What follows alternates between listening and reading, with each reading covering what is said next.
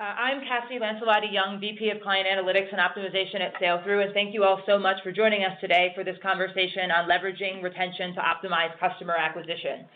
By way of background, I run our analytics and optimization team at Sailthru, which is tasked with working with our portfolio brands to make sure they're using our platform in the most compelling way possible. As you may or may not know, Sailthru provides a host of marketing automation and personalization tools for B2C brands, and we're going to talk to you a little bit more about some of the compelling ways we've been able to improve customer retention for these brands accordingly. On the flip side, I work closely with our portfolio brands to act as the voice of the customer and make sure that we are ever evolving the Sailthru platform to meet the needs of today's multi-channel marketer. So without further ado, we're going to go ahead and get started. One thing that I'll note quickly is that we are going to hold all questions for the end, but if you think of a question while we are working through the sequence of slides here, you can go ahead and submit that question directly to the host via the chat functionality in the WebEx, and we'll be sure to address that closer to the end of the hour. So just looking at today's agenda quickly, we're going to start the discussion by talking quickly about how exactly does one go about calculating and predicting the true cost of customer acquisition. From there, we're going to dig a little bit deeper into the customer lifecycle and talk about 5 key buckets. The first is, not surprisingly, customer acquisition and acquiring email addresses. The second is activating new users. What we mean by activating new users is to get them to complete some valuable behavior for the first time. It could be a purchase, it could be a blog post, etc. From there, we'll talk about protecting downstream retention. A huge challenge that we see with many of our clients to date is that they're able to activate people for the first time, but they're not able to retain those people, post day 30 or 60 or 90. And we'll talk about some common ways to avoid that trap. The fourth thing that we'll talk about is instigating referral, or in other words, driving a viral coefficient for your business. And the final thing will be on various tools that you can use to drive incremental revenue above and beyond these first 4 buckets. And again, we'll wrap up today's sessions by answering some of the questions from the audience. So the first question we're going to seek to answer today is, what is the true cost of customer acquisition? So most of those on the line probably know that the fundamental rule of direct response marketing pertains to customer unit economics, which basically comes down to one formula. And that formula is that the lifetime value of a customer, or the total projected cash flows you expect to have from that customer over their lifetime, whatever period of time that may be, needs to be substantially greater than how much it costs you to acquire that customer so that you stand to make some profit. Oftentimes, lifetime value is called CLV or LTV. Customer acquisition cost is often called a CAC or a CPA, a cost per acquisition. We'll use those acronyms throughout what we're talking about now.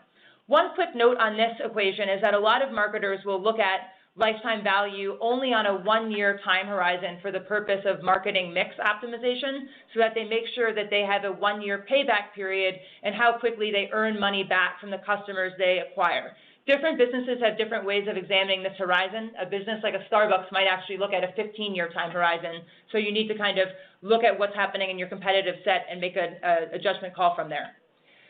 The key to understanding customer acquisition costs is the understanding that there are ultimately 2 different customer acquisition costs. In the first example, let's look at the cost of acquiring an email address. A marketer spends $1,000 on an advertising campaign yesterday and gets 100 signups from that. Basic math would say, well, the CPA, or cost per acquisition, for that campaign was $10, the $1,000 divided by the 100 signups. In reality, however, we have no idea how many of those 100 signups are ultimately going to go on to make a purchase or to be engaged consumers. So that $10 is really what I would call a CPAR, or a cost per acquired registrant. You could call it a per acquired lead or email or whatever other nomenclature you're most comfortable with. So what is the other CPA then? The next CPA is the true cost of customer acquisition, which looks at the same example that we looked at from yesterday. A marketer spends $1,000 on an ad and gets 100 signups, but only 10 of those signups ultimately go on to buy something.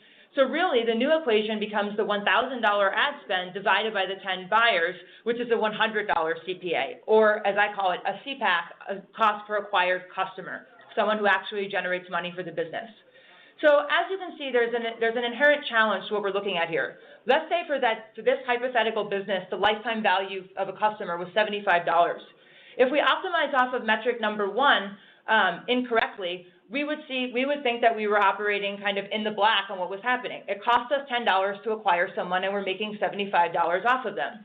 In reality, however, it costs us $100 to acquire the actual paying customer who only generates $75 in lifetime value, meaning that this is actually an unprofitable media buy or marketing campaign. So for this reason, it is super important when you are thinking about actually understanding what the true cost of customer acquisition is, that you are focused on what the downstream mechanics might be. Now, an important question here might be, what if your product is free and you actually don't make revenue from the customers that you have in your ecosystem? That's not a problem. There's kind of two ways that you can think about these type of instances.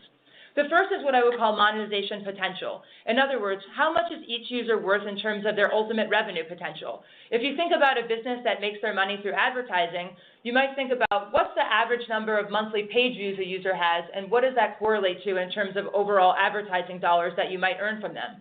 This allows you to ultimately assign a lifetime value metric to an end user where there actually is no transaction between you and the end user. The second is thinking about engagement as a proxy. So if you're not operating off of advertising, or you're not driving money directly from the customer, what other behaviors are valuable? So think about the example of Twitter before they got into the business of sponsored posts and so on and so forth.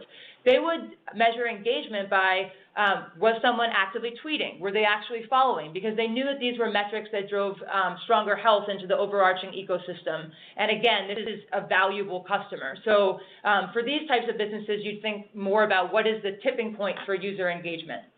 So going further on the Twitter example, we have a little pop quiz here where this is a sample email that I'll receive from them. They're obviously not focused on opens or clicks or even purchases. They're focused on driving incremental follows to me. They're recommending more people for me to follow so that I am more engaged and spend more time in the platform. When we think about business analytics in general, we believe that the calculation of core metrics and core business mechanics is very much a science, but oftentimes figuring out the metrics that you need to look at is something of an art, so just something to keep in mind. An important question is, well, going back to the example of the $1,000 ad spend that drove 100 signups, how do we possibly know today how many of those 100 signups will ultimately buy something in the future? And the answer to that question is something called the customer intake curve. The customer intake curve is something that you develop based on historical data and that you tweak and further iterate on over time so that it's always accurate based on your most recent 6 months or 12 months of data. And what it does is it breaks down all of the buyers or engagers, if you're not actually driving purchases, that you've ever had come through your business and when they've purchased for the first time. So if we look at the example chart on this slide, we see that anyone who's ever become a buyer has become a buyer within 6 months or 180 days. Of all of the people who've ever purchased something from us, we know that 52% of those people bought for the first time the first day that they were an email subscriber with our brand. So what is the significance of this? Well, this lets us project out what our ultimate cost of customer acquisition may look like. And how does this work? Well, let's say again that yesterday we spent $1,000 on Google and we had 100 signups. So again, we had that CPAR of $10. I don't know precisely how many of those 100 people are going to purchase something in the future, but I do know how many of them purchased something yesterday or on day one. And that was the 6, or yesterday's day one Google purchasers. I also know that from this customer intake curve, that 6 represents only 52% of the total buyers that I ultimately expect to get out of this cohort of users. So what that lets me do is it lets me say, well, 6 is only 52% of the total expected buyers, so I expect 11 purchasers from this cohort over their lifetime. So my forecasted cost per acquisition of a customer is the $1,000 divided by the 11, or $90.91. As you'll see again, the $90 CPAR is very, very different from the $90 CPAC that we're talking about. It's for this reason that we really feel that focusing on retention is absolutely paramount to optimizing your customer acquisition costs. Why is this the case? The more of your customers that you can get to buy, inevitably the lower that true downstream cost of customer acquisition becomes. Sailthru snapshot reports give you a lot of downstream insights into what happens for typical groups of cohorts, from various sign-up date ranges, from acquisition sources, so on and so forth.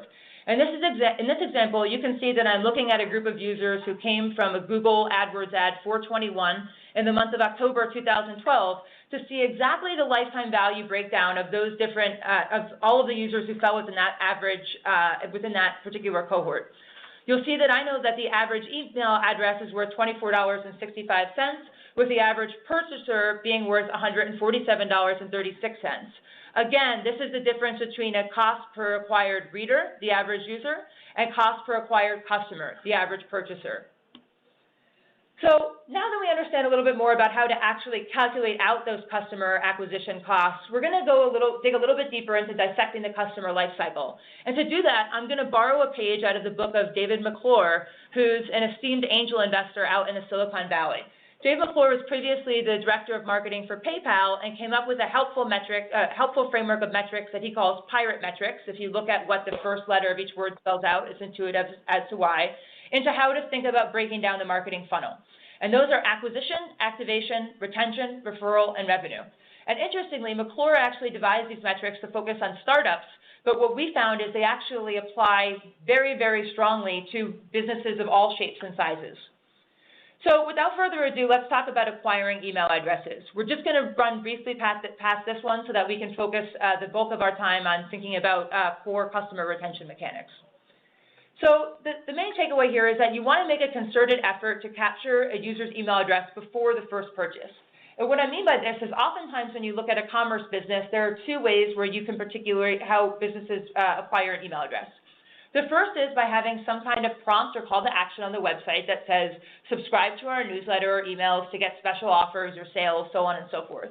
The second is to let the person browse the site completely anonymously and then give them a prompt for an email address only when they go to make a purchase for the first time. Inevitably, it's much more valuable to have that email address before the first purchase because you can put forth push messaging to make sure that that first purchase comes that much sooner. You also have more control in sort of educating the end user about your brand, so on and so forth. So, easier said than done. How do you actually get people to give you the email addresses? A couple of tips that we've seen work well for our clients. The first one is thinking about offering incentives. This is pretty intuitive, telling people that they need to sign up to receive special sales and offers, so on and so forth. The second one is that a lot of commerce brands in particular drive a number of people to their Facebook fan page and have a pretty compelling fan base. It's super important that you have an easy sign-up option for your email list from your social media outlets, primarily because there's a lot more value that's taken from moving from social to email than vice versa, from email to social in terms of conversion and transaction value. The second thing to think about is we know that you may not want to put a sign-up wall in front of a user as soon as they come to the site because it may detract from the overarching user experience, but it's perfectly acceptable to present some kind of sign-up overlay that the user can easily click out of after X number of page views. That might be 2, 3, whatever you deem relevant. Once you know that the user has been interesting enough to stick around for a little while, but you really want to get that email address so that you have the remarketing capability moving forward. The final way to get an email address in a straightforward way is through mobile apps. You'll notice that the vast majority of mobile apps that you'll download through the App Store, if you're not an existing user, they'll ask you to set up an account pretty immediately after you do the download. So now let's move into, we have the email addresses. How do we activate new users or get them to buy or engage for the first time? So the first thing to realize is that there's two primary avenues for activation. One focuses on pull and the other on push. When we think about pull really pertains to product, app, or website flows that educate the user. The most common practice of this would be a tour. So you sign up for a new website, you come in, the screen is kind of blacked out in the background, and you get a 2 to 5 screen welcome tour of how exactly to use the product. The next thing is push. So this could be messaging of any kind. It could be email, it could be push notifications, it could be remarketing banners that are designed to get the user to take their first action. We're going to go through some examples of both. Thinking about pull, this is an example from OkCupid where it is super important for them, it's an online dating website, to make sure that they get complete profiles because complete profiles are the lifeblood to their customer ecosystem. So accordingly, when someone signs up for the first time, they're prompted to upload a photo, tell a little bit about themselves, so on and so forth. This onboarding flow changes based on what the user has input, and we'll ask them for the most pertinent details accordingly. Looking into some push tactics, let's talk a little bit about welcome series. So welcome series are often called onboarding series or activation series, are email campaigns or a series of email campaigns that brands use to introduce new customers to their product for the first time. So I'm going to take you through the welcome series of a company called Rent the Runway, which is a renting marketplace for upscale dresses. So let's look at Rent the Runway's day one email here. The day one email is super clear. The call to action is to go to the site and to start browsing immediately. One thing we don't love about this email is how they offer a discount immediately up front without giving the user a chance to pay full price first. We'll chat a little bit more about that in a few minutes. But in general, this is a strong welcome email that reiterates what the website does and getting people to come back to the site to get started pretty immediately. What they do on day two is they actually highlight their most popular inventory. This is a strategy that we see work really well. For the example of Rent the Runway, they'll change this email up based on season. So what you're seeing right now is for the summer and a host of other attributes as well. Again, not crazy about the incentive, but we'll talk more about why that is in a few minutes. On day four, they talk a little bit more about how it works. So the logic here is at day four, if the user has still not submitted for their first dress rental, we want to tell them a little bit more about how it works, and we're going to do that by addressing some frequently asked questions. So you'll see they had some big ones around, well, what if the dress doesn't fit? They get that right in here, so on and so forth. If the user still has not rented on day seven, they introduce this element of what they call a personal stylist. The personal stylist is there to give people one-to-one advice around what they may want to rent or how something fits, so on and so forth. It's very similar to the live chat functionality that you may see on a lot of other commerce websites. One thing to note is that these personal touch techniques tend to work very well. You just want to make sure that they're on brand with whatever it is that you might be doing and believable to some degree so that you don't completely erode credibility around what you're doing. On day 17, they then go through and offer a reminder of that $25 offer they presented on day two. This is actually the identical email to what they ran on day two, just a reminder 2 weeks later around the fact that that offer is about to expire. Going back into the welcome email that we looked at before, so that's the one on the left. Rent the Runway's previous welcome email is on the right. You'll see the challenge of this welcome email on the right is that there are too many calls to action. They're competing for attention from one another, and the user isn't sure precisely what they're supposed to do.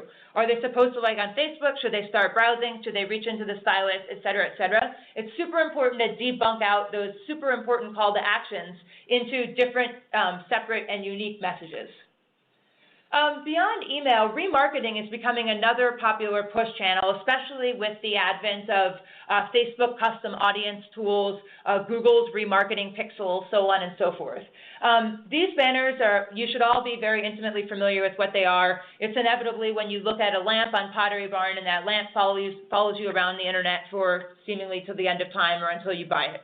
Some examples here. So literally yesterday, went on Nordstrom, looked at rainbow sandals. Within a matter of minutes, this sponsored ad was popped up in my Facebook news feed. Similarly, Amazon will do things with, product browse abandonment, so on and so forth. This is a great way. One thing to remember is that the average open rate for any given email is typically only about 20 to 25%. So the remarketing opportunity gives you an awesome chance to address that other 75 to 80% of the audience who you may not be able to get your message back in front of. So going back to the point that I made about discounts, you always need to be very careful and strategic with discounts because you don't want to erode customer willingness to pay. I like to say that online discounts work a lot like offline discounts in that if yogurt is always on sale at the grocery store, you're never going to be willing to pay full price for yogurt at the grocery store because you know there's always going to be some kind of offer on it. On this slide, I show an example of a sample subscription company and a look at what the first month payment price actually does to impact the monthly renewal rate. So let's pretend for a second that this is an online dating website where the full price is $40 a month. When the cohort of users who pay $40 a month go to renew for a second month, 70% of them will ultimately renew. When the brand offers 10% off or a payment of $36 a month, the monthly renewal rate is still 70%, so there's really not any problem with offering that 10% discount if it will help activate people for the first time. However, if you scroll all the way down to the bottom and focus on the free trial bucket, or people who pay nothing for that first month, the monthly renewal rate drops down to 40%. For that reason, even though free trial seems really exciting in terms of converting users and getting them to try for the first time, it can be absolutely devastating to the company's bottom line in terms of completely eroding customer willingness to pay, renewal rate, and driving churn through the roof. Similar dynamics take place with ad hoc commerce, where if people always buy a product on promotion, they're not going to be inclined to buy at full price. Sailthru is my personal favorite example of this from a commerce perspective, where it feels as though people are really only receiving emails to get those sales discount, and the joke is you just don't buy anything there at full price. So next, with regards to activation, I'd encourage people to think about what's often called magic numbers. And magic numbers are basically what is the tipping point until you define a user as being truly engaged in your product. So for example, Facebook knows that a user is going to be sticky for them in terms of frequency of use when they've achieved 7 friends in the first 10 days that they're a member on Facebook. It's probably been a while since people on the webinar have registered for Facebook, but if you go through and set up a dummy account, you'll notice that their pull or their onboarding flow on site is to get people to state where they went to school, where they work, so on and so forth, so that Facebook can easily recommend people they know so that they can add friends and hit that 7 friend mark that much sooner. LinkedIn does something very similar. Relatedly, Zynga, the game company, is focused on what they call D1 metrics, or day plus one. And what that means is it's really interesting for them to see how many people download any given game, but what defines a sticky user is how many people come back the day after they download the game, because there's a lot of drive-by people who may hear about Farmville and go and check it out, but ultimately never come back. So there's a lot of kind of statistical regressions and that type of thing that you can run to determine what is that ultimate tipping point, and then put together the correct marketing campaigns in an automated fashion to help you get there.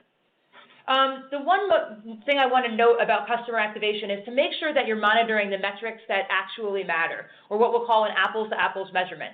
So for instance, if I look at this chart here, what it's basically showing me is all of these groups along the x-axis here are cohorts of users based on when they joined.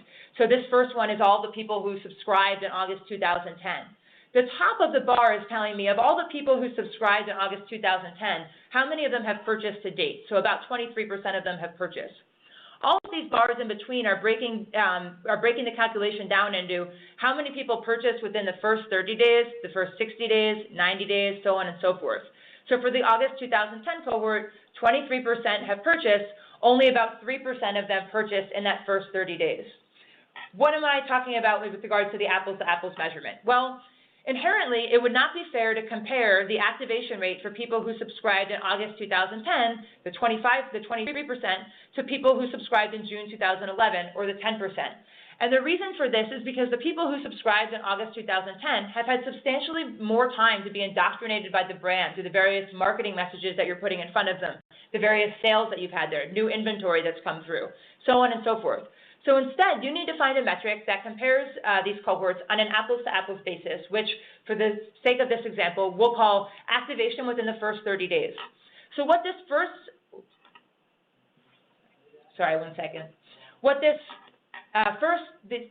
turquoise bar is doing is it's showing, again, how many people buy for the first time within 30 days. And when I look at just that turquoise bar over time, I'm seeing that it steadily increases for a while. And so what that tells me is that this brand got substantially better at getting people to buy in the first 30 days, probably because they tweaked their onboarding, whether it was the push or pull tactic, whatever it might be. Why is that important? It's important because all of the academic research out there will tell you that, and it's pretty intuitive, the faster that you get someone to buy for the first time, the higher their customer lifetime value is going to be, because the more you accelerate all of their future purchases and so on and so forth. So again, when you're looking at metrics, just make sure that you're looking at things on a level playing field. The other thing to think about with activation is not to forget about the basic forces of supply and demand. So I want to talk about an example of one of our clients, which is Sailthru, which is the restaurant arm of Groupon. By way of background, prior to joining the team at Sailthru, I ran marketing at Sailthru for 2 years. Looking at this example, we're looking at 2 different markets that Sailthru operates in. The first, New York City, and the second is Denver. In New York City, you can see that the user comes in and sees an option to book at 379 different restaurants. In Denver, there's only 13 different restaurants.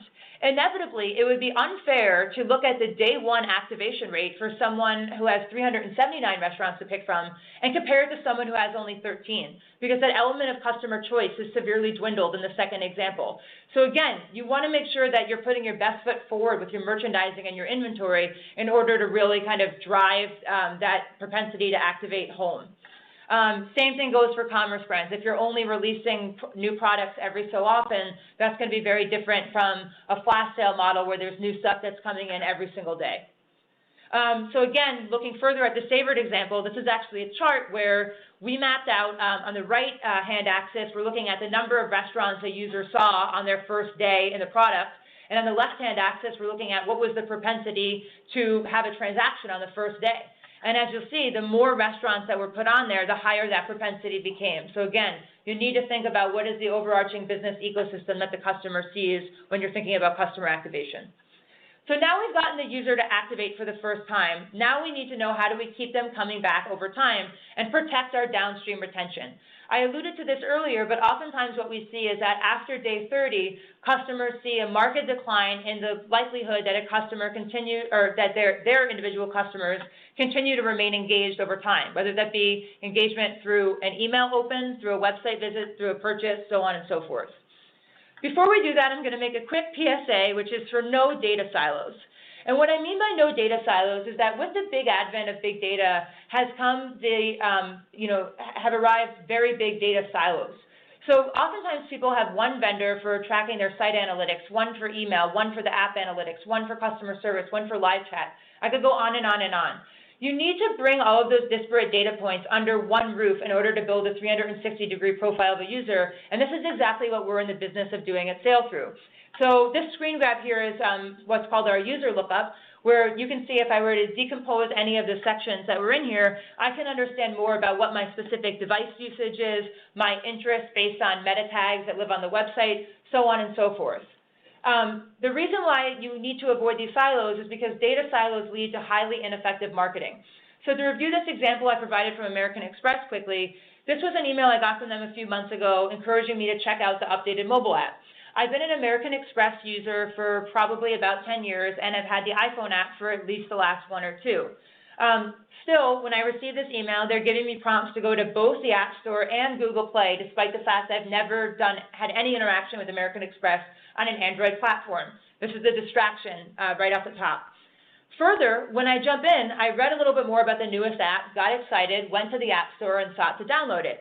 There were no options to upgrade the American Express app in the App Store because I had already done that. If American Express had been tying together these different pieces of data from the various silos, they would have precluded me from receiving this email and only sent it to the people who had not yet downloaded this latest version of the app. So along those lines, it's important to recognize that batch and blast no longer cuts it in marketing. ReturnPath recently released this report where they talked about how the inbox is a battlefield for customer attention. It's so true. If you think about 5 years ago, the number of emails that would live in your inbox at 7 a.m., it might be 5 or 6. I think this morning when I woke up, I probably had about 45 various promotional emails that are there. I'm inevitably not going to open all of them. So the first point that brings up is, one, the subject line is more critical than ever because a lot of times it enables you to not have to kind of bury the lead for the message you're putting in front of the user. And two, the reality is that a lot of customers are communicating with brands solely through the subject line. I may not have opened an email from Groupon in the last 60 days, but I could probably tell you that last week they ran a Mediterranean dinner for 2 on the Upper East Side for $69. Similarly, when a user does click into the email, it's imperative that all of the content that's there is hyper relevant to them because they're not going to stick around and dig for something that's pertinent. It needs to kind of hit them over the head. So in this example from Google Offers, I got an offer for BJ's Wholesale Club. I live in Manhattan, and I have no idea where the closest BJ's Wholesale Club would be. So again, they're using this top hero image on something that's absolutely not relevant to where I live or what I seek to do. So personalization is really the business that Sailthru is in. What we do is we use those 360-degree profiles of the user that we build to then automatically deploy various sets of content to people based on what's going to be most interested to each individual end user. So in the case of this particular slide and Business Insider, who's one of our publishing clients, we'll see that user A and user B may receive very, very different emails just based on their browsing history over time. If we were looking at a commerce example, we would know if someone is more likely to purchase apparel versus accessories and personalize the content of their email accordingly. Why is personalization important? It's important because it results in improved engagement. So we know on the media side of our client base that brands who've deployed personalization oftentimes see as much as a 3x lift in time on site and the number of page views per session. And on the commerce side, we oftentimes see clients with anywhere from a 5 to 10% lift in average order value just by showcasing personalized recommendations based on the user's interest and what they've purchased in the past. One thing to remember with personalization is that timeliness is an important part of relevance. One of our core product features at Sailthru is something called personalized send time. And what personalized send time does is it looks at these types of charts that are showcased on the bottom right here to see when each individual end user is most likely to engage with email, mobile, and then also on-site activities so that we can make sure we deploy emails to each user when they're most likely to engage and transact. So what that means is instead of a brand deploying all of their emails to the whole audience at 9 a.m., they might say, I want to deploy my email sometime between 9 a.m. and 9 p.m., but I want you to deploy to each person at the time where they are most likely to open based on the historical data that you have available. Busted Tees, which is one of our commerce clients, implemented this feature, which is literally just a checkbox once you have the requisite historical data, and saw overnight an 8% revenue improvement in the conversions that they saw off of their email marketing. Besides this personalized send time, downflows versus historical or traditional unsubscribed pages have also resulted in a 12% plus improvement in unsubscribe rates for our clients. This is an example from LearnVest where instead of just giving the user the option to say, no, I don't want to receive email anymore, they allow them to get very granular about cherry picking precisely when they want to receive email. One of our commerce clients, Open Sky, leveraged the opt-down page to, again, capture 12% improvement in unsubscribe rate, which ultimately correlated to hundreds of thousands of dollars in recaptured annual revenue from email addresses they would have lost and not been able to market to. One thing to be important though is when you see decline in engagement, so let's for a second talk about open rate as an engagement method, is to break it down by different cohorts of user to look at how that attrition is happening over time. So in this particular example, again, each one of these colored lines represents a cohort of people based on when they joined. And then what we're looking at is what was the average open rate of that cohort and how does it change from their first 30 days up through the 6-month mark. And what you see is this steadily declines over time. This is a standard situation we see when we onboard new clients and what we look to plug very, very quickly. And we do this by giving people the tools to very seamlessly target older cohorts of users with more compelling content or more compelling subject lines that are more likely to keep them engaged. You very much need to message disengaged users very, very differently than people who are new to the brand if you're going to truly combat message fatigue efficiently. So the other thing to think about with retention is you want to understand how different devices or site experiences impact average order value and customer lifetime value. So on the right rail here, we think about, well, let's look for a sample brand. The average email addresses were $24. The average purchaser in general is $147. But the iPad purchaser, or someone who comes into the iPad device or the app, is worth $207 versus the iPhone user is only worth $163. So again, understanding what those dynamics are. Again, Sailthru has the tools where not only can you look at what's happening with the user based on their acquisition source, you can also look at user behavior based on specific devices. So what is the revenue propensity for someone who browses with an iPad versus someone who browses with an Android? Other things to think about. How does live chat functionality impact your site conversion in terms of when someone has a live chat, are they more likely to ultimately buy in that same session? And also, how does it impact average order value? One of our clients, Little Black Bag, has a neat methodology they use called opening AOV and closing AOV, where they look at what did someone come in and look to buy immediately, and then what was the upsell they were able to drive through video, through live chat, so on and so forth when the person ultimately checked out. So relatedly, think about videos or content curation you're doing, and do they positively impact transaction value, or do they actually detract from the customer experience? All of these things, so did the user have live chat? Has the user seen videos? Are variables that you could store on a user and pass into Sailthru so that we could help you do analysis to understand the revenue differential between people who had the live chat versus people who did not, and further, how that might change from an iPad to an iPhone and so on and so forth. So why is the iPhone, iPad stuff important? It's important because once you've identified the valuable behaviors, you want to drive users toward delivering more of those valuable behaviors. So this is an interesting email campaign from Seamless, and it's something they do pretty frequently. Well, they'll offer discounts, but they're specific to app orders. Now, if I were a betting woman, I'm willing to bet there's one of two reasons why they do this. One is probably, in the most likely case, because average order value is likely higher on an app than it is on desktop. So they're trying to drive people to go into the app so that they, again, even with a discount, have that float on the stronger top line number. Or the second is that when people use the app in a really convenient way, they're more likely to come back that much sooner because they saw how easier it is, how much easier it was. So again, think about what those dynamics are and drive people towards completing those valuable behaviors. So with retention push, what else works beyond kind of these higher level business attributes? Well, obviously incentives are always going to work, but as a reminder, you want to be as strategic about these as possible. You don't want to erode customer willingness to pay, and you always want to protect your bottom line.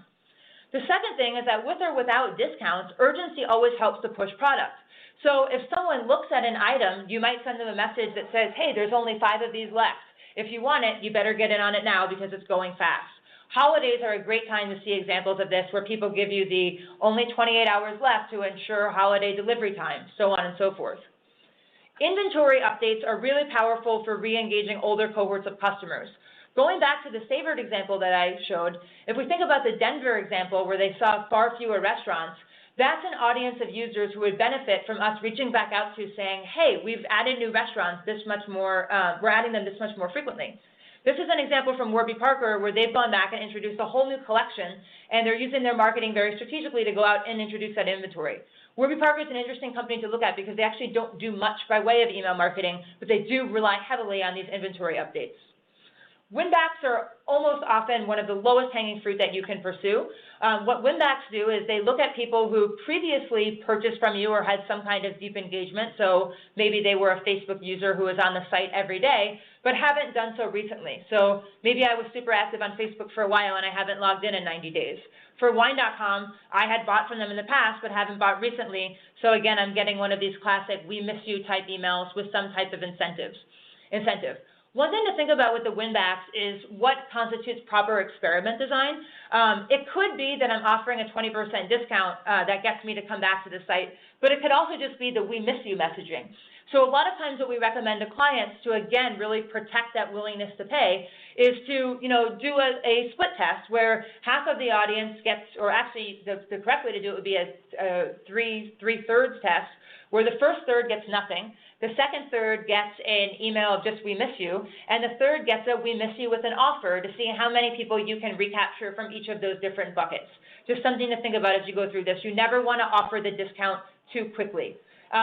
Along those lines, when we think about activation series, what we'll often tell people is, contrary to the Rent the Runway example, give the customer 7, 14, 21 days to buy on their own, and only if they have not purchased at that time should you put the discount in front of them. So something to keep in mind as you develop your activation techniques. Drip campaigns can also be a powerful tool, especially for demonstrating social proof. So a lot of sites are increasingly relying on social login, so connect with Twitter, Facebook, LinkedIn, et cetera, to register.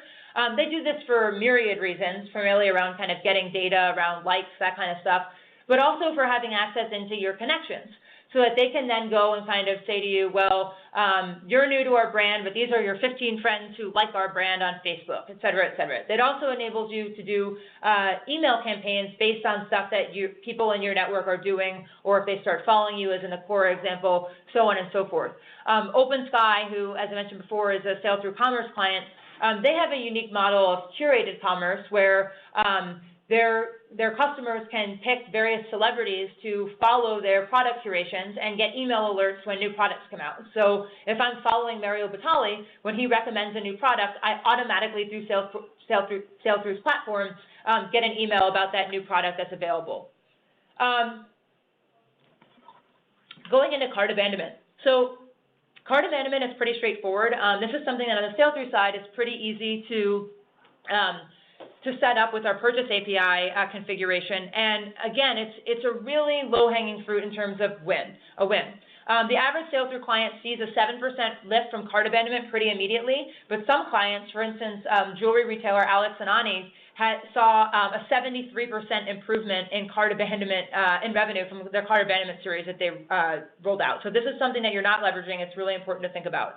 We also really encourage our clients to think about abandonment series versus a single email, again, with the idea of protecting willingness to pay. So the first one just says, hey, our inventory moves pretty quickly. If you want this, you should get on it now. The second one, then, if the person still hasn't purchased, might go in and offers an incentive. Those tend to perform really well. What often performs even better than cart abandonment is browse abandonment. So a lot of times if someone looks at a product 4 times, the purchase intent may even be higher than if they actually put it in their cart. So one thing you can do is say, well, maybe if someone's looked at something 3 times or if they've searched for something, you can send these browse abandonment type tactics. And this is an example of something that I received from Amazon just by looking for K-cups. They've kind of gone and remarketed to me because that did not net out in a transaction. So thinking about retention, Sailthru has a couple of tools that allow you to build these retention emails in an automated way and so that you can set it and forget it.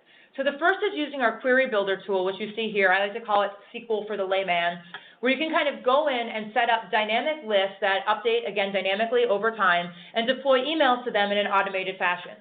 So for this one, I'm creating a smart list where I'm looking to deploy an email. Let's say that I want to do a typical RFM or recency, frequency, monetary value segmentation. So I'm looking at people who've bought at least 2 things.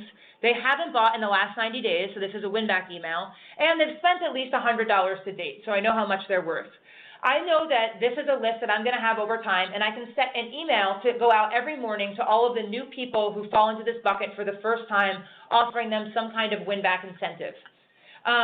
Our data feeds help you automate what that content might be. So again, you can go in and say, well, I want to showcase evergreen content. So again, it doesn't have to be new inventory or new stories. It could be stuff that's older, but that was really popular, so on and so forth, so that there's very little campaign build work involved on your end. You literally can go in, automatically hook up your product feed or content feed. We know what we know what we need to know about the user from the user profile, and we can go through and do that matching exercise accordingly. And the best part yet is that our Smart Strategies tool enables you to do all of this without any code. So this is a user-friendly graphical interface that lets you kind of go in and set up trigger emails to various smart lists that you set up over time to make those retention efforts that much more automated. So one quick thing that I always like to say, as I mentioned before, the typical RFM segmentation, at Sailthru we believe a lot more in what we call the BUS segmentation. So instead of recency, frequency, monetary value, we focus on behavioral, usage, and situational, where the RFM really only falls into the usage. Behavioral is more about what are they interested in, what do they look at. Situational is more about what does the supply and demand thing, what device were they on, et cetera, et cetera. RFM kind of says, well, 80% of your revenue comes from 20% of your customers, which is great, but Sailthru seeks to answer the question of which attributes do those powerful 20% share and how can we drive more of those behaviors. So quickly just want to go through referrals and revenue with a few short slides, and then we'll turn it over into Q&A. So with referrals, the first thing is, referrals, again, pertains to driving a viral coefficient for your business. So a lot of people in the development of Facebook, Twitter, StumbleUpon, et cetera, have just placed sharing icons everywhere. This can be helpful, but it's not always helpful because a lot of times it's not content people are looking to share, and it's actually just a distraction or it steals real estate from another valuable call to action. So the first thing is that you want to understand what type of content is most likely to be shared and where it's most likely to be shared. If it's professional setting, maybe it's more LinkedIn. If it's commerce, maybe it's more Facebook, et cetera, et cetera. This is a company called AddThis that has a free product that makes it pretty easy to jump in and see what is the overarching viral coefficient of the content that you're sharing. It's important to remember that viral is actually not a strategy. You can't guarantee that a video goes viral. If that were the case, we'd have a lot of businesses out there that are substantially more successful than they are. But you should focus on sharing mechanics. So sharing mechanics are these like buttons, and again, making sure that people actually use them. They're also another favored example, focusing on making it easy to share. So I've had a transaction, and now I want to, again, they're telling me, tell friends how smart you are with these savings, share it to Facebook and Twitter. They know I'm not going to share a dining deal on LinkedIn, so that's not present here, et cetera, et cetera. Incentives will always work well, but make sure when you're dealing with incentives, you focus on conversions versus volume. What I mean by that is don't reward people just to send you email addresses because you don't know if those email addresses will convert. If you look at someone like a guilt group, they'll say, well, you get a credit when you refer a friend and they actually go on to buy something. That's increasingly more common. This is a nice example from Dropbox around when you get a friend to install Dropbox, you both get a little something for free. So we've talked a lot about driving incremental revenue through all of these slides. There's a couple additional things I just want to highlight quickly that are above and beyond the scope of what we've discussed at this time. The first is, in general, thinking about optimizing emails based on real dollars rather than just opens or clicks. So this is a screen grab of sample metrics that we give in Sailthru on any given campaign. We have the standard stuff that people think on around opens or renders and click rate, but we also have default metrics that are focused on page views and revenue, depending on what type of business you are. So you can actually see, without gluing together data from a multitude of different data sources, how much revenue is coming from any given email. When you click into any given campaign, you can go a level further and understand precisely what in your template is driving that revenue. So this can help you understand, well, are you better off having 8 products in a template or 15? Giving another example from Sailthru, we used Sailthru at that point when I was still on the team there to test the number of restaurants that we featured any particular template. By doing that, we were able to move from having 4 restaurants in a template to 15, which ultimately increased revenue per 1,000 emails by over 300%. Now, we also tested going to 20 offers, 25. We saw diminishing returns at that point, but again, it was easy to get these insights out of tools like the revenue click map here. Other tools that kind of sit in the Sailthru product suite that can help you out here. One is the personalized product slider. This has proved to augment your merchandising and improve average order value. We know that a lot of times there can be a contentious battle between the merchandising team and the marketing team in terms of what the marketing team wants to showcase and what the merchandising team wants to showcase.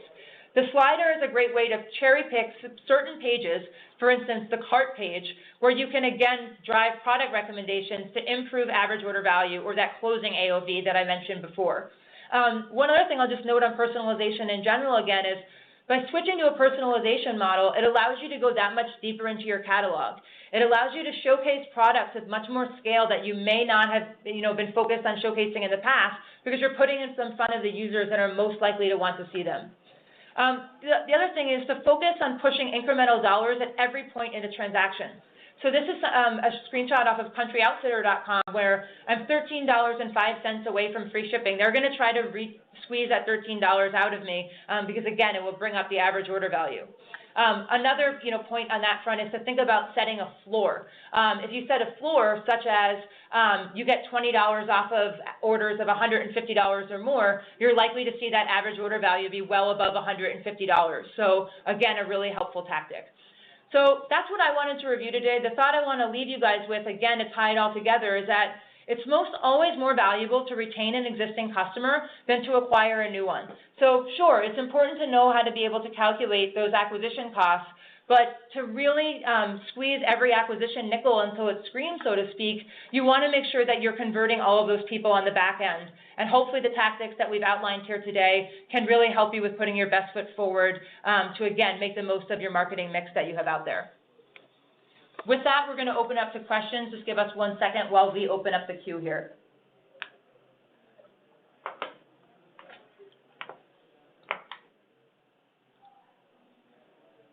Okay, so first question we have is around social media. So the question pertains to, well, we talked a little bit about building this 360-degree profile of the user. We talked a little bit about kind of sharing mechanics. How can we potentially leverage that data that exists in social channels back into our marketing campaigns? So there's a number of ways we can do this. I'll speak to a little bit how we do it from the Sailthru side. So at Sailthru, we've partnered with a company called Gigia, and what Gigia is it's basically the platform that powers a lot of those sign-ins that you see with login with Facebook, login with Twitter, et cetera, to actually be able to tie the email address we have for any brand's particular end user back to their Facebook profile.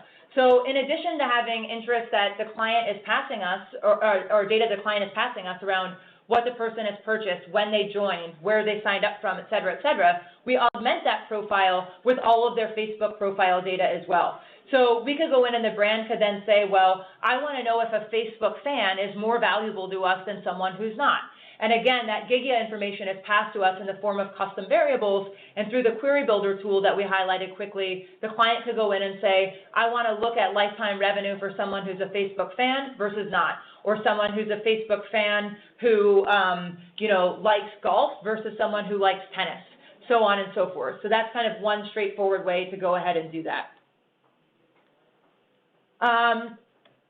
Next question is kind of further on, so this question is on dealing with anonymous traffic. So inevitably, we think about when we look at a particular website, there's some websites have an easier time of capturing email addresses than others. Many let people browse anonymously or as a guest and then ultimately incentivize to sign up at a later point in time. The question is, how are we able to kind of pass along that historical data on an anonymous user into a user profile after the fact? The answer is actually the advent of mobile technology has really helped with this. This can be a very challenging exercise on the desktop situation where if it's within a same session and someone signs up, we're able to capture a certain amount of data that might be happening. If it happened a year ago, obviously that's lost to a certain degree. However, with apps, because every phone has a UDID or a unique identifier attached to it, let's say that someone is browsing within an app without having signed up, looks at 50 different products, and then ultimately decides to sign up. Because that's a unique identifier on that particular device, we're able to capture all of that historical data and then bake it into the user profile moving forward. So the app economy is doing really great things for kind of painting a seamless evolution of the user profile over time. I think that's it from questions. I'll give it one more minute. If anyone else has anything they wanted to post, you can just send up to host. All right, well, we're going to wind down for today. We'll circulate the slides at some point, later today or later this week. But again, thank you so much for making the time to join us after the long weekend, and we hope this was a helpful exercise. Take care.